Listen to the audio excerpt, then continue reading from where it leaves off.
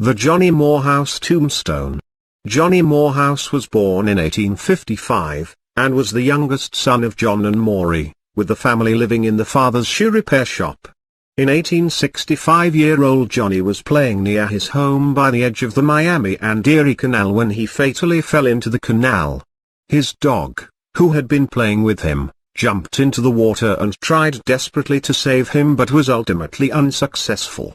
He pulled young Johnny out, but not in time to save his life. The young boy drowned and was buried in Woodland Cemetery. After he was buried, the dog lay by his grave and wouldn't be moved, staying by Johnny's grave morning, noon and night. Visitors to the cemetery started to become worried about the dog's well-being, and some used to leave him bits of food, but eventually it died from a combination of starvation and broken-heartedness. A special stone was made in 1861 to commemorate Johnny's dog's devotion.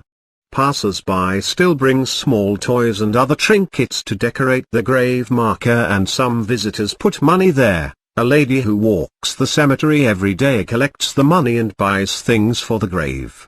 It is said that now, Johnny and his dog, reunited from beyond the grave, roam the cemetery after hours.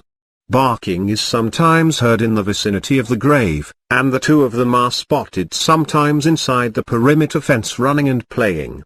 This unusual tombstone can be found at the Woodland Cemetery in Arboretum, Dayton, Montgomery County, Ohio.